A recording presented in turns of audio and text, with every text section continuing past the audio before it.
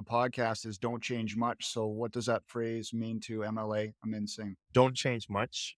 Make it manageable, slowly, one day at a time. And you won't even notice. I didn't even notice the time. Little by little, you'll look back after a couple of weeks and things will have changed dramatically.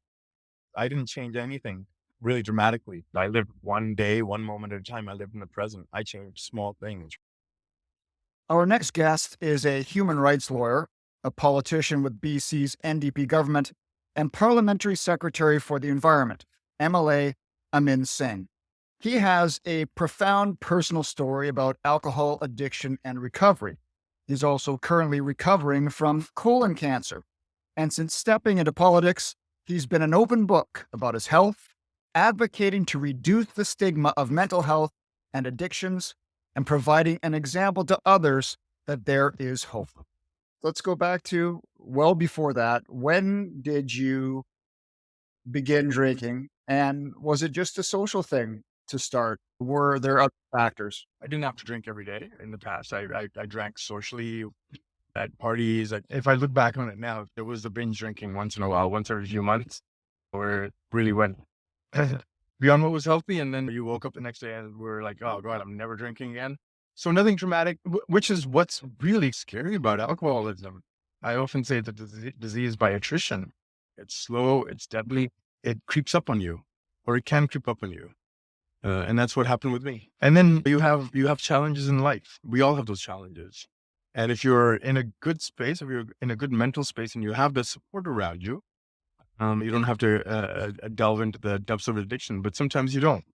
And that's just by chance. And that's where I think I found myself. I had some personal issues that were happening that were really not that unusual, but alcohol provided that safety, that ease and comfort that when you don't want to deal with your feelings, when you want to deal with conflict, when you don't want to deal with other things, it's really easy to escape. Were you having an internal dialogue with yourself? Did you know that something would come to a head, or were you just deceiving yourself and masking it from yourself as you were from everybody else? No, there's always that part of you that knows that this is not normal to be drinking like this. But addiction and alcoholism are diseases of the mind. So even though this is not normal, physically and mentally tied to it, you're addicted to it. And so you have to drink.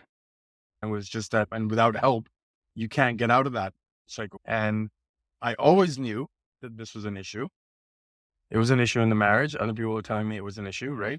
And I knew it was an issue. Consciously, I knew that I wasn't drinking at work. I knew I was white knuckling it. And I knew I had to run to the liquor store right afterwards, right before I got home. That's just not normal. And a really big part of me knew all of that, but didn't really care because I just needed it. There was a mental part of me that needed it. And without having the right help and getting through doing the things that I needed to do to get that help, there was no point. My will did not want me to drink. I was drinking against my will, even at that stage. Yeah. Again, it's a really cunning, baffling, powerful disease because, when you're not in it, your mind's logical, right? You're like, oh God, I can never, God, why would I drink again? This is insane. It would be insane to drink again.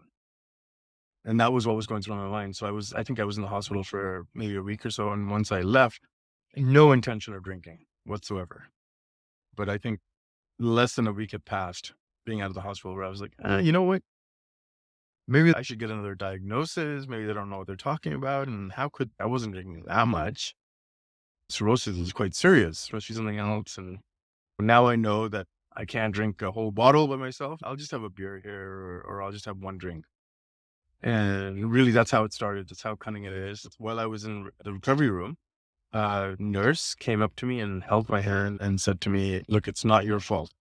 This is not a moral or ethical failing on your part. You have a mental disease.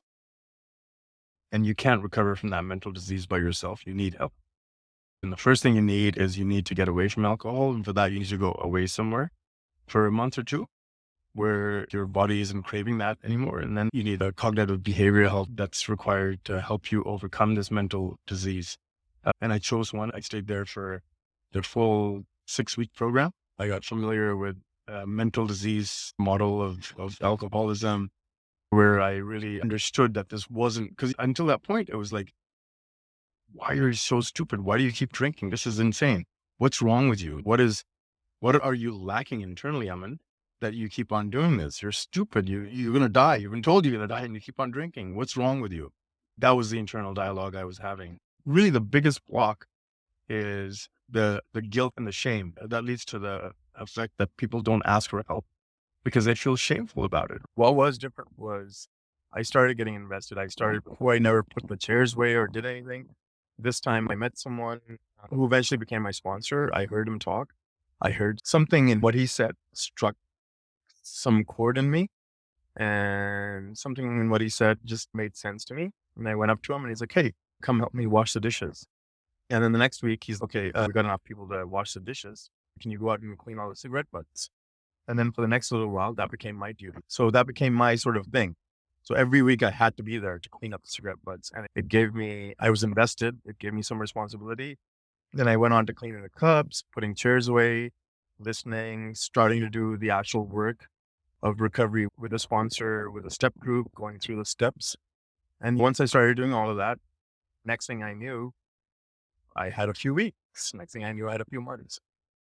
Slowly, one day at a time, not changing much, only those little steps, picking up cigarette butts, cleaning some coffee cups, reading a book, hanging out with people, one day at a time. Next thing I know, it's years and years.